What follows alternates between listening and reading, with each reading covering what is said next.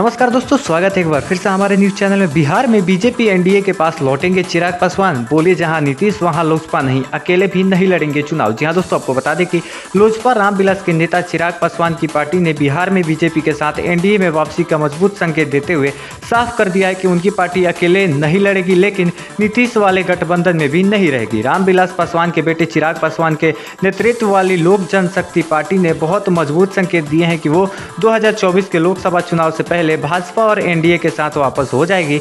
दिल्ली में पार्टी की राष्ट्रीय कार्यकारिणी की बैठक में फैसला हुआ कि पार्टी बिहार में लोकसभा का चुनाव हो या विधानसभा का चुनाव हो, कोई भी चुनाव अकेले नहीं लड़ेगी। लेकिन साथ ही यह भी कहा कि वो ऐसी किसी गठबंधन में नहीं रहेगी जिसमें नीतीश कुमार और उनकी पार्टी जेडीयू होगी। इशारा साफ है कि चुनाव में एक ही गठबंधन बचता है जो एनडीए है, जिसमें फिलहाल उनके चाचा पशुपति कुमार पारस की अगुवाई वाली रालोसपा है। चिराग पासवान ने 2020 के विधानसभा चुनाव में 137 सीटों पर एलजेपी के कैंडिडेट उतारे थे और पार्टी अकेले चुनाव लड़ी थी। ये सीटें वो थे जिन पर बीजेपी का कैंडिडेट नहीं था। लोजपा को एक सीट पर जीत मिली थी, लेकिन बाद में मटिहानी से जीते LJP MLC Rajkumar Singh JDU में शामिल हो गए। चिराग ने तब भी नीतीश कुमार के विरोध में ही एनडीए से नाता तोड़ा था और अब भी नीतीश कुमार के खिलाफ ही रहकर भविष्य की राजनीति भी करने का फैसला किया है। दिल्ली में पार्टी की बैठक में बिहार में राष्ट्रपति शासन लगाने की मांग भी की गई। चिराग पासवान ने पार्टी की बैठक के बाद मीडिया से कहा कि लोजपा मोकामा और गोपालगंज विधानसभा का उपचुनाव नहीं लड़ेगी। हालांकि दोनों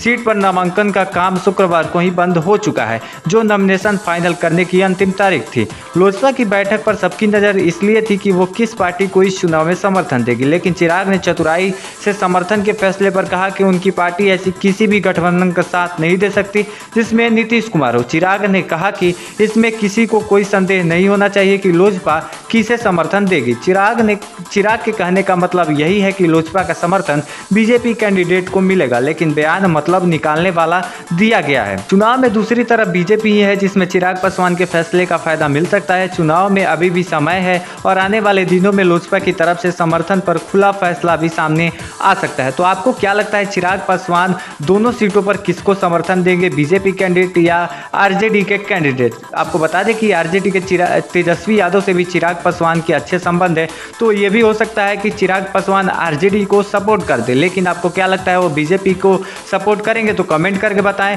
और अगर हमारी वीडियो अच्छी लगी हो तो वीडियो को लाइक करना बिल्कुल भी ना भूलें तथा यूपी, बिहार और देश की तमाम बड़ी खबरों से जुड़े रहने के लिए हमारे चैनल को सब्सक्राइब करके रख लें। बहुत बहुत धन्यवाद।